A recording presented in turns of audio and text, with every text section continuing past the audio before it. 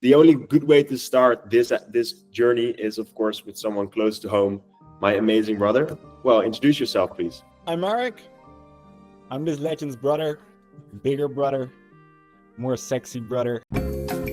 Marek, an entrepreneur with over a decade of experience, founder of 6 companies, and now building what could be the most innovative, eco-friendly business system in the entire world. Today we're breaking it all down so you can learn from his path and carve your own. And especially being younger, this can be super duper hard. Literally cried just being so overwhelmed by the workload. Or you as a Y can bear almost any how while selling illegal substances. So what were you like as a kid? As a kid, I loved playing with swords. I was a knight. That was my full-time job. And I was part-time reading comics or hanging out with my friends, but really full-time knight though. And I'm quite curious because sometimes you hear the big entrepreneurs online telling about how they were so entrepreneurial when they were a small kid, right? Selling this, selling that, going door to door every single day.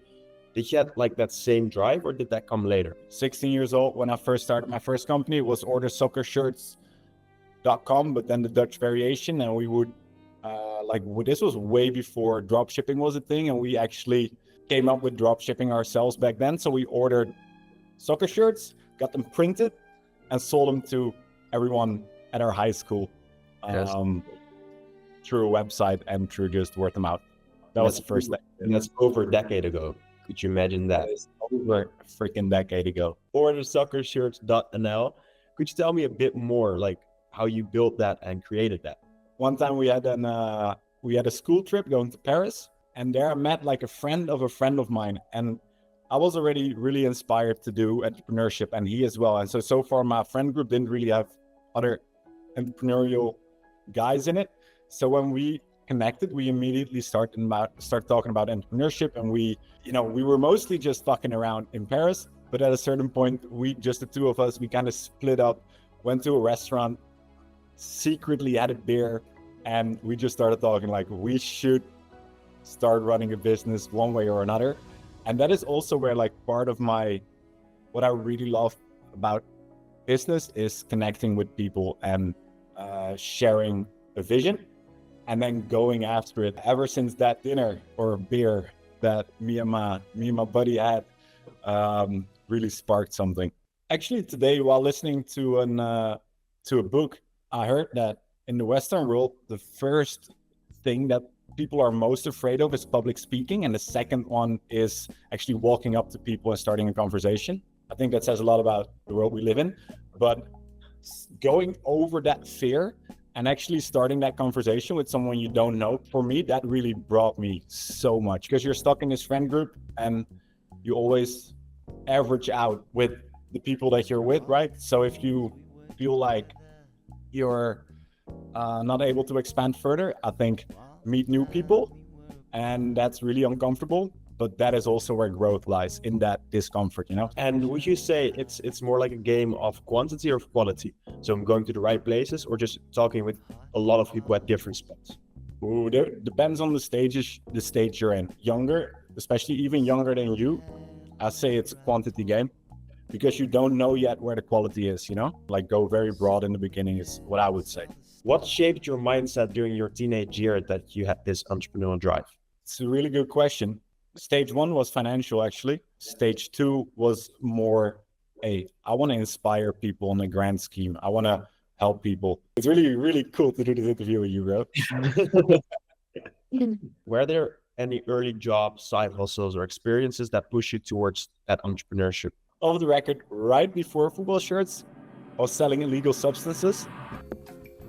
Hi, thank you so much for watching this video until now, and I would highly suggest you watching the entire video, because we're doing more deep dive into actionable steps you can take for your own business. And if you're really passionate about your own entrepreneur journey, you should also check out Fullscale, my platform. We try to make entrepreneurship as accessible as possible to everyone, so we created a platform where you get access to the right education, tools, and templates, and not only that, but also a community of young entrepreneurs, so you will never build alone. So you can sign up using the link in my bio, join the waiting list for whenever we go live, or you can send me a DM on Instagram if you'd be interested in being a beta user with some more access.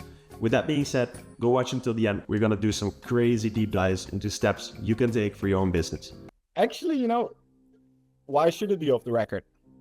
At the same time, it's like everyone's journey is so different, and I feel like it actually teaches me it teaches me lessons, you know. So starting off with things that emerge and find out like, hey, I actually don't want to be looking over my shoulder at all. That's really connected to what I said, like go very broad, but I really wouldn't recommend anyone to do anything illegal ever in their entire life. For me, at least, I had this kind of flip moment that I decided, hey, entrepreneurship is really what I want also later in life. Did you have this moment of realization that you felt like there's no going back after this? Yeah, that was ordersoccershirts.com. Like while doing that project and being at school and just see people so happy, see them, you know, while during gym, everyone was wearing these shirts. So that really sparked it. And then I was like, yeah, we're doing this for life. That's for sure. So how did you keep that motivation to keep always that drive towards entrepreneurship? Because most people, when it gets hard, they quit. So how did you keep going?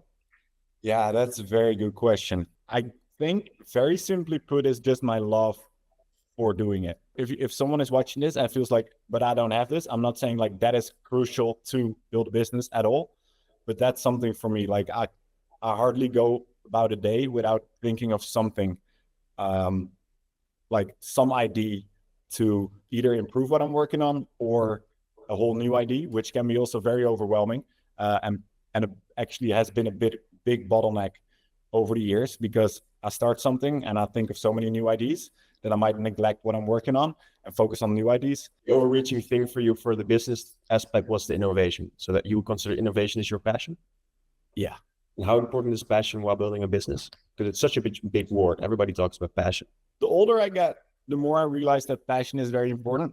But when I was younger, it was like, it's very hard to know what you're passionate about. And that is one thing that stays very close to my heart, is like, make it fun. Grinding is important, but having fun while grinding is way more important. And then you could think, okay, yeah, so that's that passion element that makes it fun. Just do it and find your passion while doing it instead of sitting and thinking, I'm not sure. I'm not sure.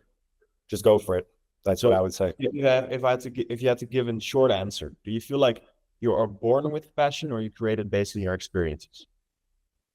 I think you're born with passion, but you find it throughout experiences. So tell me, what are you working on today? I'm working on Sintano, which is me and my best friend and business partner, Dima, who are running the most entrepreneur-friendly ecosystem the world has ever seen. That comes in stages, like everything. And this first stage that we're working on right now is helping other companies grow. And we do that through marketing, branding, and web solutions. The third project I'm working on is a community with my other best friend, Jaro. And this is a community that helps creators follow their passion. And how to do that is to help them explain how to grow short form content so they can make money with their passion and this way do what they love and quit their 9 to 5. Well, I could use a platform like that for myself, I would say. Sign me up, motherfucker. Since you're finally hopping on short form, you should hop in this community. Slowly but steadily. How does a normal day in your life look like? For me, what has probably, I think, literally saved my life so far is meditating every morning, regardless of what's happening, even if it's just 5 minutes. But this is really like the foundation, I feel like, of my day. So that's also how I start my day. So I wake up, splash some water in my face, don't fall asleep during your meditation, sit in your bed. In first instance, make it like 3 minutes. So what you might do as well is actually like spread your hands up and go like, I would just show you right now. You just go like, close your eyes. And first you go really quick. They were like,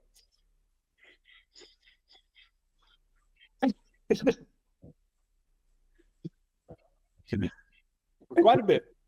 But you really do it pretty actively. You know, you really snap. You kind of look like a monkey. I know that looks pretty weird, but what it does, it really raises your heart rate. And having your heart raise in the morning is really powerful because you just wake up faster. I see on social media more and more often, and I feel like you could have a good opinion about that. And that's a thing called deep work. So putting your distractions away and truly focusing on one subject for 4 hours and just only doing that. Super hard to achieve that whenever we have so many distractions. And I feel like you're a great example of someone who's very able to do so, to put those distractions away and keep on working. So is there like a quick tip or a quick way that you make it easier for yourself to get in this workflow and just to keep on going? 100%. It's like, I think the first thing is your relationship with your phone. Honestly, turn off all notifications except for calls and let everyone know, like, call me only if it's necessary. That's like the number one step I would take. And then of course on your laptop as well, make sure no pop-ups come in. Yeah, and if I could add a quick tip, maybe one step further, what I do when I need deep work, I just put my phone in a different room. Why that works so good is because picking up your phone is normally like, okay, I'm waiting for something to download. ChatGPT is waiting to answer. I'm picking up my phone to check my message, and you get deep work for at least 20 minutes. With putting your phone in a different room, the quick hits to grab your phone is like, oh, it's not here. Ah, never mind, right? It's done in 1 minute. So you get easier, less distracted by putting it somewhere. Love that. Did you ever feel like quitting, and what kept you going? Oh, bro, I felt so often like quitting. Man, I've literally cried just being so overwhelmed by the workload, or being so surprised by how things didn't work out. You know, it's like it will not work out so many times, man. I would say and argue that we live in a society where people say hard work equals success, and that is just simply not true. Hard work does not equal success. Hard work is a factor that helps you getting to a certain point where you want to be, but there are so many different variations and factors that play into that success component, and hard work is just one of them, and not one easy cut, right? Yeah, I think it's more about getting back up than hard work, for sure. Real life scenario, if you would be down, a quick question about phone freedom. That's a venture you worked on. If you could give me like a short explanation of what phone freedom is, and the vision you had, and the stage where it is now, and what you learned of it. So let me break down what Phone Freedom is. Phone Freedom is a project I started with one of my best friends, helping teens spend less time on their phone. Me and my partner launched it, and it completely flopped. You know, you always aim for the stars. So we expect like 1,000 sales in the first day, you know, and that didn't happen. It was actually 1 sale in the first day. And that was really like, okay, we really got to change the strategy. So I remember, I very vividly remember me and my business partner in Bali, in our apartment, literally laying on the ground, just looking to the sky, crying together, actually, and being like, what the fuck? Like, we just put in so much work, you know, and it totally flops. And that can be quite harsh. And any idea why it didn't work out the way you imagined it to be? We really spread ourselves thin. So we make 3 funnels, 3 types of ads, for every ad an A/B test, for every funnel, and it was so much work. And because of like, we literally spreading ourselves thin and not staying focused on the mission, and the team wasn't big enough for such a diverse TA. The lesson for people watching at home would be 2 things. Don't spread yourself too thin. Stay focused on the main mission and what works best. And more importantly, maybe, I learned after, sell what people want. Don't sell what people need. If you had to give a meaning to entrepreneurship, what would it be for you? And what would it mean for you? Enjoy building and creating things that makes the world a better place. Beautiful. I love how formal you're keeping it, to keep the template safe here. Freaking love you, bro. It was really awesome to do it. Let us know in the comments if you want another one of us just brainstorming. This guy is the biggest legend. Don't forget to subscribe, comment, like, do the whole thing. I fucking love you, bro. I love you more. And I guess you guys heard it. Well, thank you so much. I love you. Ciao, ciao. Talk soon. Ciao.